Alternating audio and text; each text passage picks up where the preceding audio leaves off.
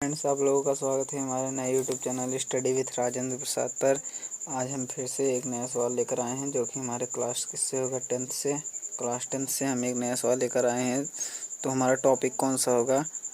जो हमारा टॉपिक है वो होगा क्या, लंबा डिस्टेंस एंड लंबाई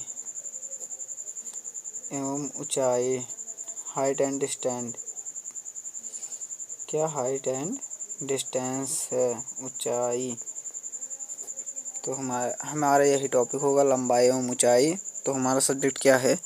सब्जेक्ट हमारा है मैथ से हम फिर से एक नया सवाल लेकर आए हैं।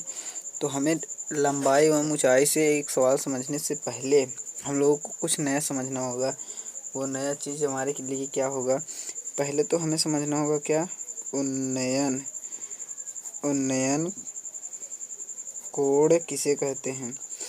उन्नयन कोण किसे कहते हैं? और एक होता है क्या, अवनमन कोण। क्या, अवनमन कोण।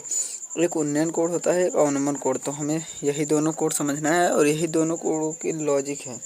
तो हमें उन्नयन कोण किसे कहते हैं? हम जब हमारे आँख से देखी गई दूरी, जैसे हम यहाँ से, हमारा आँख कहाँ है, यहाँ पर है, यहाँ पर जो आँख है इसके द्वारा देखी गई दूरी, यहाँ पर जो यहाँ पर कोण बन रहा है उसे क्या कहेंगे, उन्नयन कोण। सॉरी, जो हमारी आँख यहाँ पर है, नीचे से जब हम ऊपर देखेंगे, कहाँ पर, नीचे से कोई वस्तु को जब हम ऊपर देखेंगे और हमारी आँख और ज़मीन के बीच बना कोण क्या कहलाता है, उन्नयन कोण। और ऐसे ही अवनमन कोण हो जाएगा। अवनमन कोण क्या होगा, जब हमारी आँख कहाँ पर होगी, ऊपर से हम नीचे की ओर देखेंगे और जहाँ से हम ऊपर हैं उसके और हमारे आँख के बीच बना कोण क्या कहलाएगा, अवनमन कोण। क्या कहलाएगा, अवनमन कोण। ये दोनों चीज़ हो गया। और हमारे लिए एक चीज़ और मोस्ट इम्पॉर्टेंट है, वो क्या है, हमारे लिए एक मोस्ट इम्पॉर्टेंट चीज़ है, वो है कि हमें जो मान निकालना होता है, थीटा हो गया, फिर यहाँ पर क्या होगा, 0, 15 नहीं 0, 30, 45, 60, 90। ये जो मान होता है, ऐसे जब हम निकालते हैं, ये हमारे लिए मोस्ट इम्पॉर्टेंट है। क्या है, मोस्ट इम्पॉर्टेंट है। तो यहाँ पर क्या होगा, पहले हम लिखते हैं क्या, साइन थीटा, फिर उसके बाद कॉस थीटा, फिर टैन थीटा। यही तीनों अगर हम निकाल लिए, यही sine theta, cos theta and tan theta को अगर हम निकाल लिए तो हमारा समझ लीजिए आधा सवाल आ गया। तो साइन थीटा का एक ट्रिक होता है, शानदार सा ट्रिक। क्या होता है, 0 है तो 0 के स्थान पर क्या लिखेंगे, 0। इस पर क्या लिखेंगे, 1 लिखेंगे, 2 लिखेंगे, इसके बाद 3, इसके बाद 4।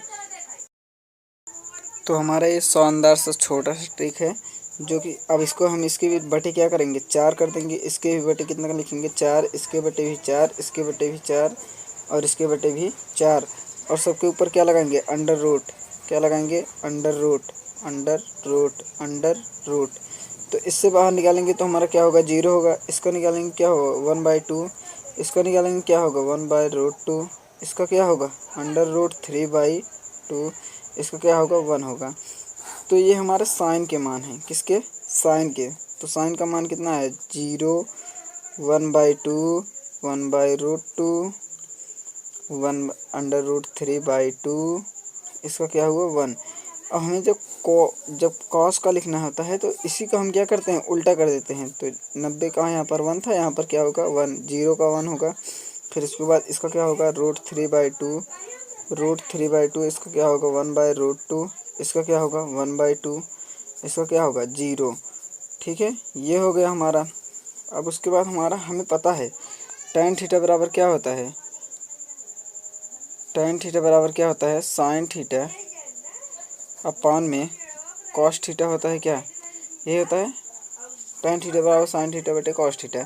तो tan 0 का जब लिखेंगे साइन बटे कॉस, तो हमारा 0 का क्या होगा, 0/1।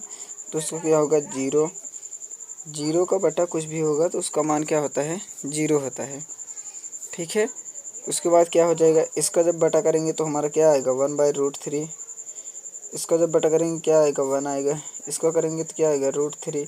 इसका क्या हो जाएगा इन्फिनाइट। यही 3 चीज़ हमारे लिए मोस्ट इम्पॉर्टेंट है इस टॉपिक में, किसमें, लंबाई एवं ऊंचाई में, ठीक है, हाइट एंड डिस्टेंस में।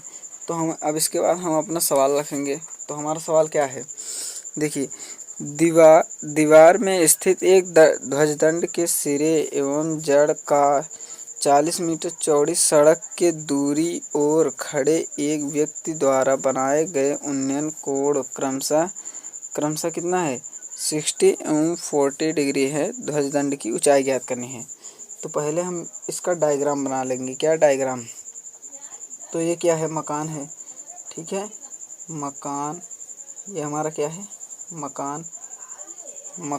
मकान से जब व्यक्ति देख रहा है तब कितने डिग्री का कोण बन रहा है, तो कितने डिग्री का कोण बन रहा है, दीवार में स्थित एक ध्वजदंड के सिरे एवं जड़ का 40 मीटर चौड़ी सड़क के दूसरी ओर खड़े एक व्यक्ति द्वारा बनाए गए उन्नयन कोण क्रमशः इतने हैं।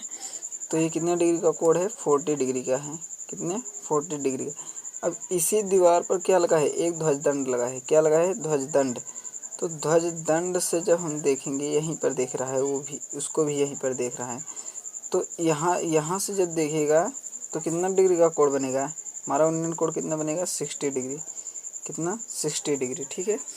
अब हमें किसकी ऊंचाई ज्ञात करनी है, इसकी ऊंचाई ज्ञात करनी है। तो इसकी ऊंचाई ज्ञात करने के लिए हम क्या करेंगे, देखिए, जब हमें ध्वजदंड की ऊंचाई ज्ञात करनी है, ध्वजदंड की ऊंचाई ज्ञात करने के लिए पहले हम क्या करेंगे, इस पूरे छत की ऊंचाई ज्ञात करेंगे, ठीक है। इस पूरे छत की ऊंचाई कितनी है, हम मान लिए एच, कितना है, एच है।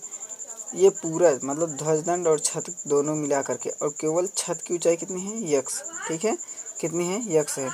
ये हमारा दिया है 40 मीटर चौड़ी, देखिए 40 मीटर चौड़ी सड़क, तो 40 मीटर हमारी चौड़ी सड़क है, ठीक है, 40 मीटर चौड़ी सड़क है। तो अब हम लगाएंगे, तो हमारा इसमें क्या होता है कि हमें 2 चीज़ पता होनी चाहिए, दो चीज़ पता होनी चाहिए, एक कोण, एक या फिर लंब या आधार, एक कड़, चाहे जो एक, इन तीनों में से एक पता रहेगा तो हम तभी लगाएंगे। तो हमारा इसमें क्या है, आधार दिया है, क्या दिया है, आधार। और क्या ज्ञात करना है, तो क्या ज्ञात करना है, लंब। तो लंब और आधार किस में मिलते हैं, लंब और आधार किस में मिलते हैं, tan में, tan थीटा लगाएंगे तो हम फार्मूला, तो हमारा क्या होगा, पहले हम किसको लेंगे, पहले किसको लें, 60 वाले को ले लें, पूरा ज्ञात कर लें 60 वाले को लेकर। तो हमारा क्या होगा, tan 60 इक्वल टू लंब बटे कितना होगा, आधार। तो हमारा लंब क्या है, एच, 60 लिए ना, 60 के लिए पूरा होगा, तो लंब हमारा कितना हुआ, एच हुआ। आधार कितना है, 40 है, तो हमारा क्या होगा, 40। अभी मैंने बताया tan 60 का मान कितना होता है, √3 इक्वल टू एच अपान 40। तो एच बराबर क्या होगा, 40√3 इक्वल टू एच की वैल्यू हमें पता हो गई, ठीक है। अब हमें किसकी याद करनी है, यक्स की, किसकी, यक्स की। तो यक्स की ज्ञात करने के लिए हम क्या करेंगे, tan 45 लेंगे। क्या, tan 45 क्या, tan 45 इक्वल टू क्या होगा, लंब हमारा क्या है, यक्स है, आधार कितना है, 40 है, तो 40 हो गया, लंब बटे कितना हो गया, आधार। तो tan 45 का अभी मैंने वैल्यू बताया कितना होता है, 1। तो क्या होगा, x अपान 40। तो x बराबर कितना आया, 40, x बराबर कितना आया, 40। और हमें ज्ञात क्या करनी है, इस ध्वजदंड की ऊंचाई, किसकी, ध्वजदंड की। जब ध्वजदंड की हमें ज्ञात करनी है तो इस पूरे ऊंचाई में से, एच में से जब हम x को निकाल लेंगे तो हमारा यही आएगा कि नहीं, इसको मान ले रहे हैं डी, यही आएगा कि नहीं। देखिए, ये इतना पूरा क्या है, एच है, इसमें से यक्स, जब इसको यक्स को हम ऐसे काट के निकाल लेंगे, यक्स को ऐसे इसमें से काट के निकाल लिए, तो हमारा आया कि नहीं, ध्वजदंड की ऊंचाई। ध्वजदंड की ऊंचाई कितनी माने हम, डी। तो अब एच माइनस एक्स करेंगे तो एच की वैल्यू कितनी आई है, 40√3 माइनस का कितना आया है, 40 बराबर का डी। डी मतलब ध्वजदंड की ऊंचाई, ठीक है।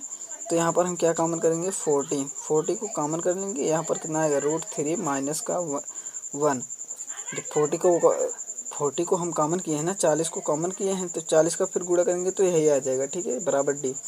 तो अब हमें पता है √3 की वैल्यू कितनी होती है, 1.732 माइनस का 1 इक्वल टू डी, ठीक है। यहाँ पर 40 हो गया, फिर 1 को हम माइनस करेंगे तो हमारा क्या आ जाएगा, 0.732 बराबर का डी।